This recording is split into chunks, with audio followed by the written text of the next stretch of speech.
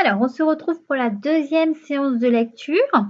Nous allons découvrir une nouvelle histoire de Taoki. Je te laisse observer l'image.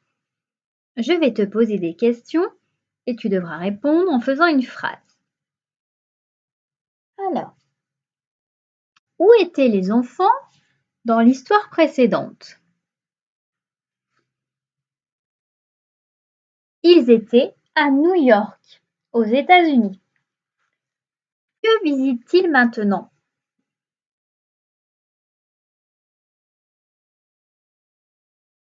Ils visitent un endroit où il y a une statue. Sont-ils toujours dans la ville?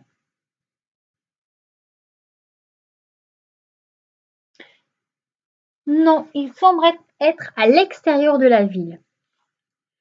On voit la ville derrière et il y a un fleuve entre la ville et la statue. Comment est la statue?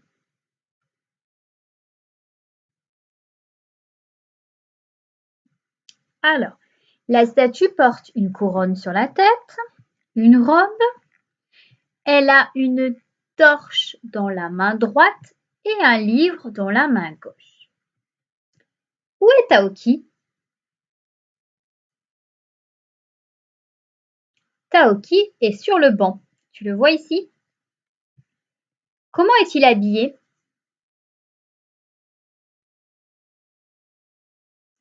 Il porte la même robe que la statue. Exactement. Que font Hugo et Lydie?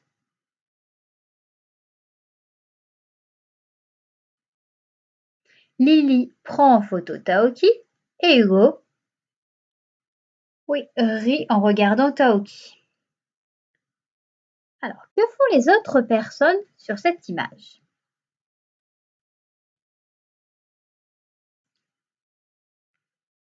Alors, tout devant, on a une dame qui revient d'aller acheter son pain, un monsieur qui lit le journal, un peu plus loin derrière ici, on a un peintre qui est en train de peindre la statue et des gens qui le regardent. Derrière, on voit un groupe de personnes qui sont en train d'écouter ce monsieur qui montre des choses. On appelle ça un guide. Alors, on verra tout ça dans l'histoire de Taoki quand on lira le texte. On va donc passer à la découverte du son.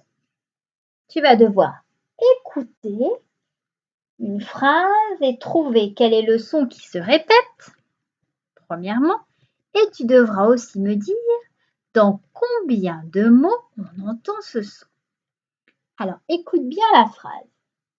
Demain matin, je peindrai l'essaim qui s'est installé dans le sapin. Je redis. Demain matin, je peindrai l'essaim qui s'est installé dans le sapin. Alors déjà, quel est le son que tu entends beaucoup dans cette phrase? C'est le son 1. Tu as raison. On l'avait déjà vu. D'accord? Alors maintenant, je vais te redire la phrase et tu vas compter combien il y a de mots dans cette phrase qui ont le son 1. Tu es prêt? Alors j'y vais. Demain matin, je peindrai l'essaim qui s'est installé dans le sapin. Combien tu as trouvé de mots? Il y en avait 6. On l'entend 6 fois. Regarde, il y a demain, il y avait matin, peindrai, essaim, installé et sapin. Alors, regarde, je te montre ce que c'est qu'un essaim. Il peut y avoir des essaims de guêpes ou d'abeilles. D'accord? Alors, voici la phrase que je t'ai dit tout à l'heure. Donc, on va essayer de chercher dans chaque mot où on entend le son, comment il s'écrit. On va faire ensemble. Premier mot, demain. On entend le son 1. Alors, quelles sont les lettres qui font le son 1? C'est le N, d'accord? Parce que dans demain, il y a deux syllabes, la syllabe de et la syllabe main. Donc, pour faire la syllabe main, on entend le M et le 1. Très bien. Alors, le mot d'après. Matin. Quelles sont les lettres qui font le son 1 dans matin? Oui, c'est le IN. Très bien. Alors, ici, peindrait. Quelles sont les lettres qui font le son 1? C'est le EIN. Pain. La première syllabe, on entend pain. Donc, c'est ces trois lettres qui font le son 1. Ici, le mot l'essaim. Quelles sont les lettres dans ce mot qui font le son 1? Ce sont le A, le I et le M. Très bien. Dans ce mot-là, installer. Quelles sont les lettres qui font le son 1? Oui, c'est le I et le N. Super. Et ici, dans le mot sapin, quelles sont les lettres qui font le son 1? C'est encore le I et le N. Alors, le I et le N, on l'a déjà vu. On savait déjà que ça faisait le son 1. Mais aujourd'hui, on va découvrir qu'il existe 3 nouvelles façons de faire le son 1. Alors, il existe, ça on la connaissait, c'était le IN. Et des fois, ça devient IN. On a AIN, EIN et AIN. Alors, regarde. AIN, c'est comme dans la main. Tu as vu le petit symbole, tu te rappelles le geste pour le son 1? On se touche le nez. Ensuite, le son 1, il peut s'écrire EIN, comme dans le peintre. Et il peut s'écrire AIN, comme dans la fin. Alors, cette façon-là d'écrire le son 1, il n'y a pas beaucoup de mots qui la contiennent. Mais il faut savoir que la fin, c'est écrit avec un M. Comment tu peux t'en rappeler? C'est que quand tu as faim, tu as envie de manger beaucoup, beaucoup, beaucoup. Donc, ça veut dire que si tu as beaucoup, il y a beaucoup de petits ponts là à la fin. Donc, quand il y a 3 ponts, c'est le M. Alors, on va commencer par un petit jeu de lecture de syllabes. Tu es prêt? La syllabe, elle apparaît. Tu essayes de la lire avant qu'elle ne disparaisse. Pour t'aider, je t'ai mis les syllabes. Le son 1, je l'ai mis en rouge. Alors, c'est parti. Comment on lit ça? Pain. Très bien. Fin. Super. Bain. Très bien. Rein. Super. Vin. Bravo. Dain.